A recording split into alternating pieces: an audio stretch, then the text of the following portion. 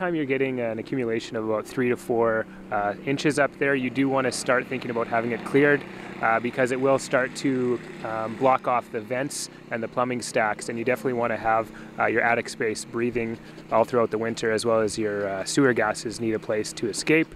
So clearing those is always a good idea.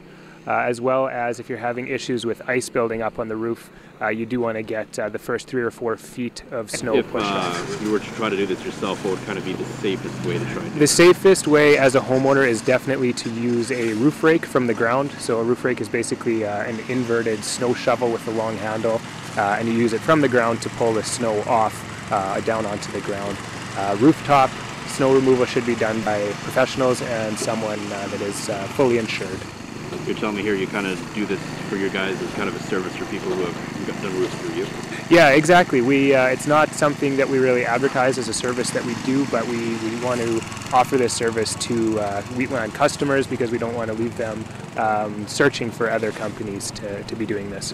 When we're talking about snow on the roof, what is kind of that threshold where people should start to worry because it's still going to keep snowing? It is only January. Yeah, exactly. Well, I mean, it depends what kind of venting you have on your house as well. If you've got low-lying vents, which most people do, then anytime the snow is going to be above that, you want to have it cleared because your attic space needs to breathe all year round. And again, your plumbing stacks, everyone kind of has different heights, but you do want to make sure that those are open and not being clogged by snow and ice. Probably extra important too, especially if you're a business and you have a flat roof. Absolutely, yeah. We don't do a whole lot of flat roofing, but definitely you want to keep that cleared as well for weight restrictions and things like that. In terms of technology, any technology you can get now to kind of try to keep snow off your roof? There are some things, heat cables and things like that, that some people put along the edges of the roof where you tend to get ice building up. Unfortunately, that can lead to more issues because it'll melt it and it will cause it to freeze in other areas, and it can lead to more issues with ice damming and eventually water backing up into the house. So there's no permanent solution or no easy solution for this, but the best thing is to keep it as clear as possible. Make sure the mechanical aspects of your roof, so all your venting systems are open, and keep the edges as clear as possible. In terms of snow on the roof, what kind of damage could that do to the roof itself? Snow on the roof itself is not going to damage it unless you're getting an abundance of weight up there.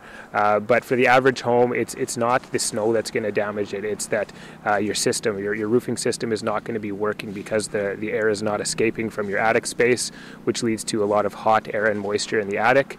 If there's moisture in your attic, you can get frost on the inside of your sheeting of your roof, and that can actually drip down on warmer days and cause some staining on the walls and things. And also, if you've got too much heat building up in the attic space, it is going to cause that snow to freeze and turn into ice, and that's again where the ice travels down towards the eaves troughs and will back up, and that's where you get the issues with ice damming, and it does back up into the house. In terms of the snow here in Western Canada, we're kind of lucky because the snow is light, especially if you compare it to out east where it's more humid and the snow gets pretty heavy. Yes, yeah, definitely. I mean, this is a good reason why homeowners can use a roof rake, because they're not pulling super heavy snow off the roof. It's usually this kind of fluffy stuff. Doing it while it's cold is a better idea, as well, as opposed to tomorrow. It's supposed to be going up to +2, I think.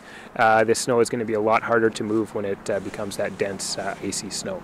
How does a roof rake work? A roof rake, it basically, like I say, it looks like a extendable shovel. So the handle will extend probably 3 or 4 times the length of an average snow shovel. And the actual blade on it is inverted, so it's meant for a pulling motion as opposed for a pushing motion with a regular snow shovel. And it allows you to get up just to the interior wall, where the interior wall would be, past your eaves troughs, and just over the soffit there. And it allows you to pull that snow right off that area.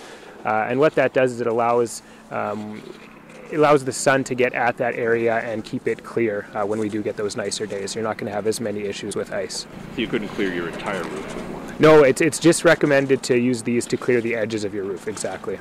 So if you're going to go up higher than that, you'd recommend calling a professional? Yeah, if you really need the whole roof done, the only way for most houses anyways, to really do that is to get someone up there to push it all the way from the peak down.